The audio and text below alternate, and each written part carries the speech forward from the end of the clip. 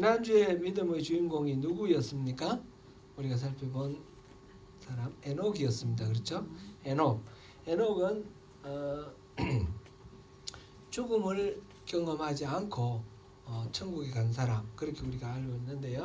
이분이 에녹이 죽음을 보지 않고 옮겨지기 전에, 곧 죽기 전에 하나님을 기쁘시게 했다 그랬습니다. 믿음이 없이는 하나님을 기쁘시게 하지 못한다, 그런 말씀을 또 바로 6절에서 주셨고요. 그러면서 하나님께 나아가는 자는 어떤 믿음이 있어야 되느냐, 그가 계신 것과 그를 찾는 자에게 상 주시는 이심을 믿으라, 그렇게 말씀하셨어요. 그러니까 에녹은 하나님이 계신 것을 잘 믿었고 하나님이 상 주시는 분이심을 잘 알아서 그런 믿음으로 하나님을 기쁘시게 해드리는 삶을 살았다는 거죠. 그랬기 때문에 죽음을 경험하지 않고 이제 하나님 나라로 갔다, 이렇게 우리가 볼 수 있습니다. 그 한 구절을 통해서 우리가 그렇게 추론을 할 수 있습니다. 하나님을 믿는 바른 믿음이 있을 때에 하나님이 기뻐하시고 에녹이 바로 그런 믿음으로 하나님을 기쁘시게 해서 죽음을 맛보지 않고 천국으로 갔다, 이렇게 기록한 그 내용입니다. 에녹은 그 믿음의 내용을 그 에녹의 그러면 믿음은 어떤 것이었는가, 창세기를 통해서 우리가 확인해 보았는데, 에녹은 65세의 아들을 낳았습니다. 65세의 아들을 낳았는데 모두셀라라는 아이를 낳았습니다. 근데 이 이름이 이 사람이 죽으면 심판하겠다 하는 그런 뜻이라고 그랬죠. 하나님께서 모두셀라를 주시면서 이 세상에 죄와 악이 너무 가득 차 있으니까 이 사람이 죽을 때는 내가 심판할 때다 라는 것을 기억하고 회개하라는 그런 의미로 모두셀라라는 이름을 주셨습니다. 그러니까 에녹은 이 아들을 볼 때마다, 이 아들의 이름을 부를 때마다 하나님의 심판을 생각하면서 하나님을 경외하는 마음으로 살았다는 거죠. 그렇게 하나님을 경외하는 마음으로 살던 이 에녹을 하나님은 기뻐하셨습니다. 실제로 이 모두셀라는 969년을 살았는데 그 해가 바로 모두셀라의 손자 노아가 600세 되던 해, 곧 모두셀라가 죽고 홍수가 내려서 이 세상을 심판을 했다라는 것이죠. 오늘은 그 히브리서 11장에 등장하는 믿음의 그 경주자 중에 우리 아벨 봤고 노아 봤고 에녹 봤고, 오늘은 세 번째로 노아에 대해서 함께 살펴보겠습니다.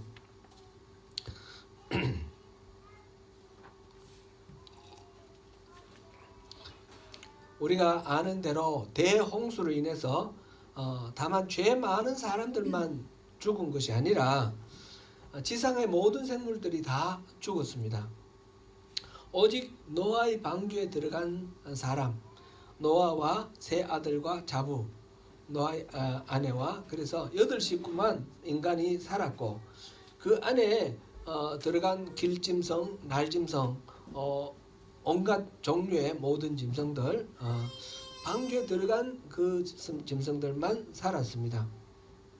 그렇기 때문에 이 노아의 방주는 사람에게만 구원의 방주가 아니라 모든 이 지상에 있는 모든 동물들에게 구원의 방주가 되었습니다. 노아가 방주를 만드는 이 일에 관해서 히브리서 기자는 믿음으로 노아는 아직 보이지 않는 일에 경고하심을 받아 경외함으로 방주를 준비하여, 이렇게 기록하고 있습니다. 곧 노아가 방주를 짓기 전에 하나님의 경고하심이 있었고, 노아는 그 하나님의 경고하심을 듣고 경외하는 마음으로 그렇게 방주를 만들었다라는 것이죠. 노아가 방주를 짓기 전에 하나님이 경고하심은 지난주에 우리가 살펴봤던 그 무두셀라, 노아의 할아버지 무두셀라라는 이름, 그 할아버지 이름만 생각해도 하나님이 심판하신다라는 그 경고가 이렇게 깨우쳐졌지 않습니까? 그렇게 모두 들었습니다. 무두셀라라는 말의 원래 문자적인 의미는 창을 던지는 사람이라는 뜻이라고 합니다. 창을 던지는 사람은 고대 사회에서 사냥을 할 때 이렇게 그 토끼몰이 해보셨습니까? 뭐 있으면 이렇게 옆에서 쫙 해서 몰아서 한쪽 어느 한 방향으로 몰아가서 그 앞에 기다리고 있다가 이제 탁 잡는데, 상 던지는 자는 그 마지막 부분에 있는 거죠. 그리고 이제 사슴이나 뭐 짐승이 올 때 마지막으로 이게 동원했던 공동체가 이제 함께 사냥을 하는데, 마지막에 몰아온 그 자리에서 창을 던져서 목에 이제 치명타를 가하고, 그래서 딱 죽었을 때 이제 사냥을 얻게 되는 거예요. 그런데 창을 던졌는데 빗나가면 어떻게 되나요? 그 다음에는 지금 없습니다. 그냥 달아나 버리고 실패를 하고 끝나는 거죠. 그러니까 창을 던진다라는 것은 실패하거나 성공하거나 마지막 그런 결정적인 행동이 되는 것입니다. 또 전쟁을 할 때도 마찬가지죠. 전쟁을 할 때 고대에 이 창 던지는 사람이 마지막 공격의 완결판이라고 그렇게 말할 수 있습니다. 그래서 창 던지는 자라는 말이 바로 그런 심판이 있다라는 의미가 되는 것입니다. 문자적으로는 창 던지는 자이지만 수사적으로 이 의미하는 바는 바로 이 사람 뒤에 심판이 있다, 그런 의미가 된다는 거죠. 문자적으로 하는 거하고 너무 다른데요? 이렇게 생각할 수도 있겠죠. 이게 이제 말하자면 그 당시 관용적으로 사용하는 어떤 방법이죠. 나타내는 서술 방법이죠. 예를 들어서 파경이라는 말이 있어요. 파경, 깨뜨릴 경, 거울경. 파경이라는 말의 문자적인 뜻은 무슨 말입니까? 거울이 깨진다는 뜻이에요. 근데 이거를 파경이라는 말을 우리가 일상적으로 쓸 때 어떻게 씁니까? 부부간의 사이가 나빠져서 이혼한다, 관계가 끝난다, 이런 말로 파경이라는 말을 쓰지요. 그러니까 문자적인 의미와 수사적인 의미는 이렇게 다를 수가 있는 것입니다. 그래서 머두셀라라는 말이 문자적으로는 창 던지는 자라는 뜻이지만 수사적인 의미로는 이 사람이 죽으면 심판이 있다, 그런 뜻이라고 하는 것입니다. 좀 이게 중요한 말은 아니지만 그래도 우리가 성경을 읽을 때 좀 이해가 이해하는 데 도움이 되도록 하기 위해서 그렇게 소개를 해드립니다. 그러니까 노아는 나서 자랄 때부터 하나님의 심판에 대한 경고의 말씀을 듣고 자랐습니다. 그래서 노아는 늘 두려운 마음으로, 떨리는 마음으로 하나님을 이렇게 바라보았습니다. 그러나 다행히 하나님은 이렇게 무섭고 공포의 그런 하나님으로가 아니라 이 경외함으로 하나님을 봤다고 그랬는데, 이 두려움과 동시에 아주 가까운 그런 느낌으로 이렇게 하나님을 볼 수 있도록 해주셨습니다. 바로 이 노아를 이름을 노아로 지었는데, 노아라는 이름의 의미는 안위함이라는 뜻입니다. 편안하게 위로해주는 그런 의미입니다. 그래서 노아는 할아버지 이름을 생각하면서 하나님에 대해서 두려운 마음과 자신의 이름 속에서 하나님이 약속하신 평안함, 안위함, 이것을 함께 느끼면서 하나님 앞에 두렵고 떨리는 마음으로 쓰지만, 그러나 항상 하나님은 나를 또 지켜주시는 분이라는 편안함, 이것이 경외함과 친밀함이 항상 동전의 양면처럼 같이 있어야 된다 말씀을 드렸는데, 하나님과 우리 관계 속에서 그렇게 하나님 앞에 설 수 있도록 은혜를 주신 것입니다. 창세기에 노아의 성품과 인격을 서술한 부분이 있습니다. 창세기 6장 8절부터 9절까지 우리 한번 읽어보겠습니다. 그러나 노아는 여호와께 은혜를 입었더라. 이것이 노아의 조건이라. 노아는 의인이요 당대의 완전한 자라. 그가 하나님과 동행하였으며. 여기서 은혜라는 말이 나오는데, 먼저 은혜라는 말, 은혜를 입었다. 노아는 은혜를 입었다 그랬는데, 하나님께 은혜를 입었는데, 이 말을 좀 이렇게 오해할 수도 있습니다.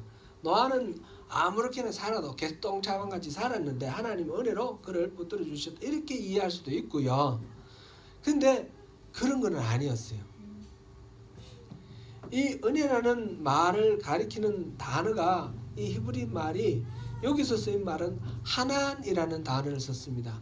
우리가 대체로 우리의 잘잘못을 따지지 않고 사랑을 베풀어 주시는 은혜라는 말의 그 히브리 말은 뭐라고 그랬죠? 우리 흔히 쓰는 은혜라는 단어, 헤세드라는 단어 있죠. 헤세드는 우리가 잘못해도 은혜를 베풀어 주시는 거예요. 근데 이 하나니라는 말은 우리의 행동을 보고 은혜를 베풀어 주시는 그런 말이에요. 그래서 이 노아가 어떠했기에 하나님이 그에게 은혜를 베풀어 주셨는지 그것을 알 필요가 있습니다. 바로 이어서 우리가 9절에서 본 것이 바로 그 말입니다. 이것이 노아의 조건이라 노아는 의인이요 당대의 완전한 자다 그랬습니다. 그랬기 때문에 하나님이 그에게 은혜를 베풀어 주셨다는 겁니다. 의인이다라는 말, 의롭다, 옳다, 그런 것이 없다 그런 뜻이죠. 그리고 당대의 완전한 자다. 결점 하나 없고 perfect. 인격적으로 흠을 잡을래야 잡을 수 없는 그런 사람이라는 것이에요. 근데 실제로는 인간이 그럴 수가 있습니까? 그럴 수는 없어요. 그래서 의인이라는 말, 완전한 자다라는 말을 우리가 이해할 때 성경에서 이 말을 할 때 항상 그 의미가 하나님과 바른 관계에 있다 그런 뜻이라는 것을 우리가 여러 번 살펴보았습니다. 그래서 하나님하고 바른 관계에 있기 때문에 실수하고 좀 잘못하는 경우가 있더라도 다시 하나님 앞으로 다시 돌아오고 바르게 쓰는 사람이다 그런 뜻이죠. 그래서 그는 의인이다 또는 완전한 자다 이렇게 평가를 받았습니다. 이 부분은 그리고 그는 하나님과 동행하였다. 늘 함께 움직였다는 거죠. 그러니까 무엇을 하든지 간에 자기 힘과 자기 능력과 자기 생각대로 그렇게 살아가는 것이 아니라 언제나 하나님을 생각하면서 하나님이 무엇을 기뻐하실까 하나님께 이렇게 기도하면서 묻기도 하고 하나님 주시는 감동을 통해서 응답을 받으면서 그러면서 하나님 앞에서 살아갔다는 것이죠. 그게 동행한다라는 말의 의미였습니다. 이 부분을 메시지 성경을 보면 좀 더 이해하기가 쉬울 것 같습니다. 메시지 성경 창세기 6장 8절 9절 같이 한번 보겠습니다. 그러나 노아만은 달랐다. 노아는 하나님 눈에 속 들었다. 노아의 이야기는 이러하다. 노아는 자기 공동체에서 선하고 흠없는 사람이었다. 노아는 하나님과 동행했다. 지금 여호와께 은혜를 입었더라 라는 말을 여호와 하나님의 눈에 쏙 들었더라 그렇게 표현을 했어요. 그죠? 그러니까 하나님이 이 노아를 바라보면 그냥 마음속에서 기쁨이 우러나올 정도로 노아의 삶이 참 하나님 마음에 쏙 들었다라는 그런 것이죠. 우리 부모들이 자녀 키울 때 보면 울어도 이쁘고 웃어도 이쁘고 똥사도 이쁘고 그렇죠? 잘 먹어도 이쁘고 그렇게 하나님이 보실 때 노아를 볼 때 너무너무 이쁜 일들이 많았던 것이죠. 그래서 눈에 쏙 들었습니다. 노아가 그렇게 칭찬받을 만큼 의인이었고 완전한 자다. 흠잡을 수 없는 그런 삶을 살았다라는 것이죠. 노아는 그런 마음을 가지고 경외함을 가지고 하나님 앞에 이 방주를 준비했습니다. 노아 당시에 세상은 악으로 가득 찼습니다. 심지어는 하나님이 세상에 사람을 지은 것을 후회하셨다고 그랬습니다. 그리고 한탄하셨습니다. 이 부분을 기록한 창세기 6장 5절부터 7절을 우리 한번 읽어보면 좋겠습니다. 같이 읽습니다. 여호와께서 사람의 죄악이 세상에 가득함과 그의 마음으로 생각하는 모든 계획이 항상 악할 뿐임을 보시고 땅 위에 사람 지으셨음을 한탄하사 마음에 근심하시고 이르시되 내가 창조한 사람을 내가 지면에서 쓸어버리되 사람으로부터 가축과 기는 것과 공중의 새까지 그리하리니 이는 내가 그것들을 지었음을 한탄함이니라 하시니라. 아멘. 그렇게 사람들이 너무너무 악해서 하나님 뜻과 너무너무 멀리 떨어진 그런 삶을 살기 때문에 이 하나님께서 하나님이 한탄하시고 후회하실 정도면 어느 정도인지 우리가 충분히 짐작이 되죠. 그래서 하나님께서 심판을 결심을 하시고 노아에게 방주를 지으라고 말씀하셨습니다. 이 지시에 대해서 히브리서 기자는 아직 보이지 않는 일에 경고하심을 받아 경외함으로 방주를 준비하여 이렇게 되어 있습니다. 아직 보이지 않는 일에 경고하심을 받아. 히브리서 11장 1절에서 믿음은 어떤 거라 그랬습니까? 바라는 것들의 실상이요 보이지 않는 것들의 증거다 그랬는데, 바로 그것이 내 속에 있는 어떤 나의 욕망, 그것을 열심히 바란다 그런 뜻이 아니었고, 또 뭐 무작정 내 마음대로 상상해서 믿어버린다 그런 뜻이 아니었다 했습니다. 하나님 주신 약속을 근거로 해서 하나님은 신실하시기 때문에 무슨 일이 있어도 하나님의 약속은 이루어진다, 그것을 믿는 것입니다. 눈에 안 보이더라도, 증거가 없더라도 하나님 말씀 자체가 증거가 되는 거죠. 그것이 바로 믿음이라 그랬습니다. 바로 노아는 보이지 않는 것들에 대한 경고하심을 받아서 하나님이 경고하셨으니까 이건 반드시 그렇게 이루어질 것이라는 것을 믿는 그런 믿음을 가지고 하나님께 경외하는 마음으로 그 방주를 준비를 했습니다. 사실 노아가 이 심판의 경고를 받았을 때 이거는 과학적 진실로 생각할 건 없고요. 성경에 나오는 성경 스토리로 우리가 생각을 할 때 그 이전에는 비도 안 내렸어요. 땅 속에서 이렇게 수증기가 올라왔다 이렇게 돼 있고요.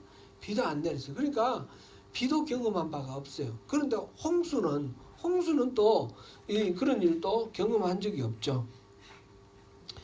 그런 상황 속에서 하나님이 비가 와서 홍수가 지어서 이 땅을 완전히 덮어버릴 것이다, 심판하실 것이다 그랬을 때 자기가 본 적도 없고 들은 적도 없고 알지도 못하는 그러한 현상에 대해서 아무런 의심을 갖지 않습니다. 이거는 하나님이 말씀하셨으니까 하나님의 계획은 이루어질 것이다, 그렇게 믿는 것이죠.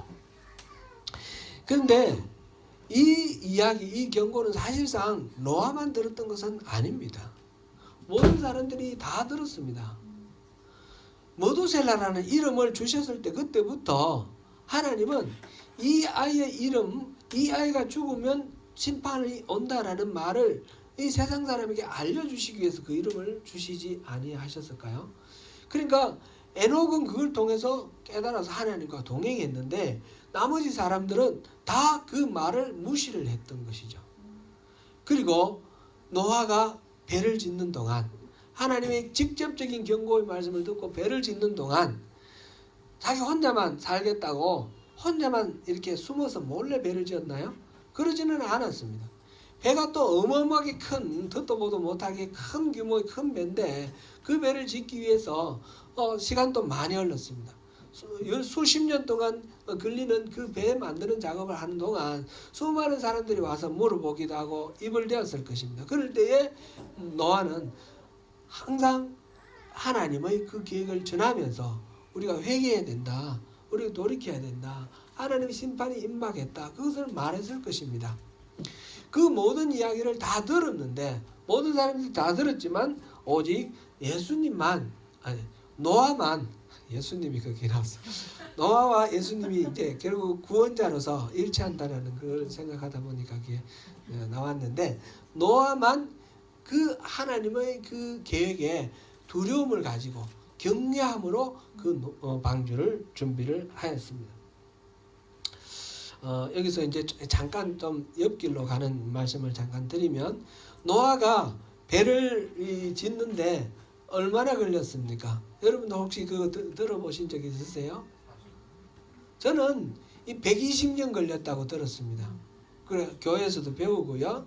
늘 노아가 120년 동안 그 배를 짓는 동안 얼마나 많은 사람들이 이렇게 찾아오고 핍박하고 조롱하고 그렇게 했겠느냐 그렇게 들었는데 120년의 근거가 뭔가 제가 막 찾아봤어요. 그런데 근거는 없는 것 같아요.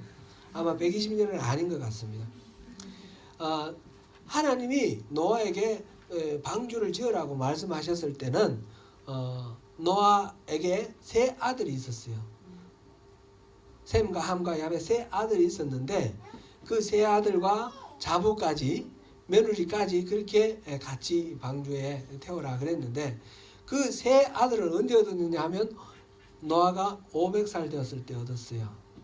그러니까 600살 때 그 홍수가 왔으니까 적어도 세 아들을 얻었을 때 바로 부터 시작하더라도 그때부터 시작하더라도 100년이고 그 이 아이들이 자라서 장가를 가고 이랬을 때 따지면 100년은 안 되는 것 같고 한 60년, 70년 이 정도로 우리 잡으면 좋지 않겠는가 생각됩니다.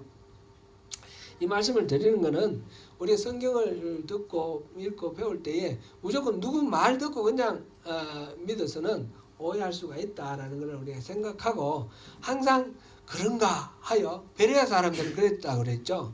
그 말씀을 들으면 그런가 하여 이렇게 깊이 상고를 하는 그 말씀을 상고하는 그런 것이 꼭 필요합니다. 그런 의미에서 제가 말씀을 드렸고요. 그렇지만 노아가 방주를 짓는데 하루아침 뚝딱 만드는 것은 아닌 것은 분명하죠. 120년은 아니더라도 수십 년이 걸린 것은 분명합니다. 노아의 방주는 고대 사회에서 본 적이 없을 정도로 어마어마하게 큰 배였습니다. 크라이처치에 가면 요즘 어떻게 되는지 모르겠어요. 거기에 겟세마네 동산이라고 있거든요. 거기 가면 그 겟세마네 동산을 소유하고 관리하시는 그 주인이 노아의 방주를 만들어 놨어요. 그 방주를 만들어 놨는데 실제 그 치수의 4분의 1로 그렇게 만들어 놨다고 합니다. 거기서 노아의 방주를 3층으로 만들어 가지고 맨 위에 층은 그래서 예배당으로 쓰고 있어요. 거기서 딱 보면 크라이처치 시내가 쫙 보이는 그런 곳입니다. 그리고 아래층에서는 이 예배당에서 결혼식을 많이 했습니다. 그래서 결혼식하고 밑에서 이제 피로연하고 맨 아래층에 보면 볼룸 플로어가 있어요. 그래서 서양 사람들은 피로연하고 춤추고 이렇게 하는데 그런 식으로 이제 3층으로 만들어 놨어요. 근데 그 어른들이 너무 연세가 많으셔서 지금 살아 계시는지 어떤지 모를 정도예요. 제가 있을 때는 손님이 오시면 항상 그 겟세마네 동산을 갔는데 어쨌든 그 노아의 방주 4분의 1로 해놓은 그 건물만 해도 우리 이 정도 되거든요. 이 정도. 그렇게 되니까 고대 사회에 그 노아의 방주 그게 코끼리도 들어가고 사자도 들어가고 기린도 들어가고 온갖 동물 다 들어갔으니까 얼마나 크겠습니까? 그렇게 큰 배를 만드는데 한순간에 뚝딱 그렇게 만들어지지는 않았을 것입니다. 세상에 많은 사람들 중에 노아의 방주 만드는 일에 협조를 한 사람은 없습니다. 만약 도왔다면 방주에 같이 탔겠죠. 그런데 아무도 돌아보지 않는 가운데 아무도 도와주지 않는 가운데 혼자 그 큰 배를 만든다는 사실이 얼마나 힘들고 어려웠겠습니까? 그것도 남의 눈에 띄지 않는 곳에서 하는 것이 아니라 이 배가 워낙 크니까 모두들 다 보는 앞에서 아무도 이해하지 못하는 그런 일을 한다는 것이 여간 어려운 일이 아니었을 것입니다. 세상 사람들이 그것을 바라보면서 미쳤다 그러고 조롱하고 또 이렇게 간섭하는 일이 얼마나 많았겠습니까? 그동안 만나는 기회마다 하나님의 심판의 경고를 말했을 것입니다. 같이 구원의 방주에 올라탈 것을 권유했을 것입니다. 그러나 아무도 주목해 주지 않았고 아무도 동조해 주지 않았습니다. 그러나 노아는 하나님의 말씀을 믿었습니다. 전에 본 적도 없고 대홍수가 나서 땅에 있는 모든 생물들이 다 죽으리라는 이 심판의 말씀, 상상도 할 수 없는 그런 말씀이었지만 하나님의 말씀이기 때문에 그 말씀을 믿었습니다.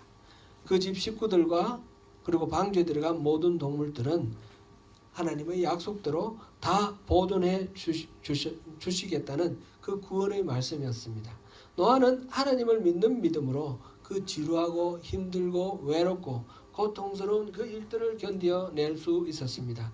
노아는 하나님의 말씀에 믿음으로 순종했다 하는 것을 여기서 우리가 확인할 수 있습니다. 노아가 이렇게 믿음으로 반응했을 때 그 결과는 어떻게 되었는지 우리 한번 살펴보겠습니다. 히브리서 11장 7절을 우리 다시 한번 읽어봅니다. 믿음으로 노아는 아직 보이지 않는 일에 경고하심을 받아 경배함으로 방주를 준비하여 그 집을 구원하였으며 이로 말미암아 세상을 정죄하고 믿음을 따르는 의의 상속자가 되었느니라. 그 결과는 지금 세 가지로 나열되어 있습니다. 첫째는 그 집을 구원하고, 둘째는 세상을 정죄하고, 셋째는 믿음을 따르는 의의 상속자가 되었다. 의의 후사가 되었다. 이렇게 되어 있습니다. 첫째, 그 집을 구원하였다. 이거는 쉽게 우리가 이해할 수 있죠. 노아와 세 아들 셈, 함, 야벳, 그리고 노아의 아내와 아들들의 아내, 자부들 모두 8명이 그 방주를 타고 있었습니다. 그 집안이 다 구원받았습니다. 그 결과로 인류가 멸절하지 않고 그로 인하여 모든 인류가 재창조되어서 오늘까지 이렇게 살게 되었습니다. 둘째는 세상을 정죄하였다라고 하였습니다. 하나님이 다양한 방법으로 세상의 악들에게 심판을 경고하였습니다. 그럼에도 불구하고 세상은 하나님의 경고를 듣지 않았습니다. 자신들의 욕망대로 살았습니다. 마음으로 생각하는 모든 계획이 악했다, 이렇게 표현이 되어 있습니다. 그래서 하나님은 그것을 너무너무 마음 아파하시고 한탄하셨습니다. 홍수로 인해서 이 모든 것들이 다 쓸려갔습니다. 깨끗이 멸망하였습니다. 세상을 정죄하였다라는 표현은 그렇게 우리가 이해할 수 있습니다. 세 번째로는 믿음을 따르는 의의 상속자가 되었다, 이랬습니다. 이 말은 좀 이해하기가 쉽지 않습니다. 믿음을 따르는 의의 상속자, heir of the righteousness that comes by faith. 노아는 믿음으로 하나님께 응답한 사람들과 함께 하나님께서 믿음의 사람에게 주시는 그 의를 받아서 누리게 되었다라는 그런 의미입니다. 이 부분도 우리가 메시지 성경을 읽어보면 그 뜻이 조금 더 쉽게 다가옵니다. 히브리서 11장 7절 메시지 성경으로 한번 읽어보겠습니다. 믿음으로 노아는 메마른 땅 한복판에 배를 지었습니다. 그는 하나님께서 보이지 않는 일에 대해 경고하셨을 때 지시받은 대로 행동했습니다. 그 결과가 어땠습니까? 그의 집안이 구원을 받았습니다. 그의 믿음의 행위가 믿지 않는 악한 세계와 믿는 올바른 세계를 예리하게 구분지었습니다. 그 결과로 노아는 하나님과 친밀한 사이가 되었습니다. 아멘. 개역에서 의의 상속자, 개역 한글에서는 의의 후사, 이렇게 번역되어 있는 그 부분을 메시지 성경은 하나님과 친밀한 사이가 되었다, 이렇게 번역하고 있습니다. 의라는 말은 아무런 결점 없는 도덕적 완결성을 나타내는 말이라기보다는 하나님과 바른 관계다라는 것을 여기서 다시 확인할 수 있습니다. 이 말에 대해서는 한 가지 더 사례를 우리가 찾아보면 확실하겠습니다. 그래서 의라는 것을 항상 이렇게 하나님과 바른 관계로 생각해 주시기 바랍니다. 창세기 15장, 하나님이 환상 중에 아브라함을 만났습니다. 아브라함이 자기에게 자식이 없음을 한탄하면서 하나님께 우리 집에 있는 노예 이 다메섹 엘리에셀에게 내가 이 애를 양자로 삼아서 상속자로 삼겠습니다. 그렇게 하나님께 말씀을 들었더니 하나님께서 그게 아니야. 너 몸에서 난 자가 너희 상속자가 될 거다. 그러면서 손잡고 끌어내어서 하늘에 있는 별을 보게 하십니다. 하늘에 있는 별을 한번 세어봐라. 셀 수 없이 많은 그 별들처럼 너희 자손도 그렇게 번창하게 해주겠다. 그럴 때 아브라함이 반응한 것이 창세기 15장 6절에 나와 있습니다. 15장 6절 같이 읽어봅니다. 아브라함이 여호와를 믿으니 여호와께서 이를 그의 의로 여기시고, 아브라함이 믿으니까 의로 여겨주셨다, 그렇게 말씀했습니다. 이 부분도 우리가 메시지 성경을 한번 읽어보면 그 의미를 더 분명하게 알 수 있을 것입니다. 6절 한번 읽어봅니다.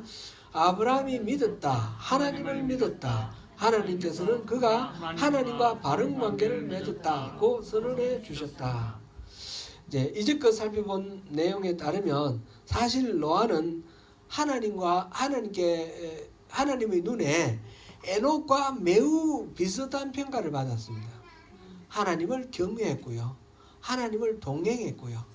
하나님을 친밀하게 그렇게 가까이서 섬기던 그런 친밀한 관계 안에 있던 사람입니다. 에녹이나 노아나 그런 사람입니다. 우리가 가져야 할 믿음도 그런 믿음이죠. 하나님을 망령되이 생각하면 안 됩니다. 하나님을 경외함으로. 그렇다고 해서 하나님을 무서워하고 숨어서는 안 되는 겁니다. 하나님을 친밀하게 사랑하면서 친밀함으로 그렇게 경외함과 친밀함이 하나가 되는 그런 믿음으로 하나님 앞에 나아가면서 하나님의 그 말씀은 비록 우리 눈에 아무것도 어떤 증거가 없고 어떤 건덕지가 없어 보이지만 근거가 없어 보이지만 하나님의 말씀이기 때문에 믿는 그 믿음, 그런 믿음으로 그렇게 살아가야 합니다. 그런데 이 에녹과 노아에 대해서 하나님은 각각 다르게 대응해 주셨습니다. 에녹은 죽음을 보지 않고 하나님이 데려가셨습니다. 노아는 그에게 방주를 짓게 하고 모든 인류와 또 모든 살아있는 짐승, 길짐승, 날짐승들을 살 수 있도록 대를 이어서 살아갈 수 있도록 그에게 방주를 짓게 하고 구원의 역사를 감당하도록 하였습니다. 죽음을 경험하지 않고 천국으로 간 이 에녹이 굉장히 우리에게 참 좋아 보이는 것입니다. 마찬가지로 이 하나님의 구원 역사, 그 구원의 계획을 이룬 이 노아의 이 사역도 에녹과 똑같이 귀중하고 소중하고 좋은 것입니다. 신비스럽게 우리가 어떻게 하나님과 함께 하나님의 신비 속에 들어가는 것만 좋아하는 것이 아니라 어쩌면 분투하며 땀 흘리며 사람들의 조롱과 학대를 받으며 이렇게 살아가는 노아의 삶이 고달프고 힘들어 보일지라도 근데 하나님의 관점에서는 똑같이 상 주시는 것입니다. 이 사람은 죽음 없이 하늘로 가도록 그 상을 주셨고 노아에게는 구원의 역사에 동참하도록 그렇게 상을 주신 것입니다. 죽음을 경험하지 않고 천국으로 간 에녹이나 이 방주를 만드느라고 애쓰고 분투하면서 그렇게 살아간 이 노아에게나 하나님은 같은 비중으로 사랑을 하셨고 이 노아에게는 인류의 첫 번째 인류 아담에게 주셨던 복을 똑같이 주셨습니다. 그게 9장 1절입니다. 한번 같이 읽어보겠습니다. 창세기 9장 1절 하나님이 노아와 그 아들들에게 복을 주시며 그들에게 이르시되 생육하고 번성하여 땅에 충만하라. 아멘. 사랑하는 성도 여러분, 노아처럼 사람들의 시선이나 평가에 마음 뺏기지 않고 하나님을 경외함으로 말씀에 순종하는 신실한 성도가 되시기 바랍니다. 믿음으로 하나님과 바른 관계를 맺어서 하나님을 늘 동행하면서 하나님 마음속 뜻을 깨닫고 분별해서 세상을 구원하고 하나님 나라를 확장하는 이 주님의 동력자로서 주님의 마음을 시원하게 드리는 그런 저와 여러분이 되시기를 축원합니다.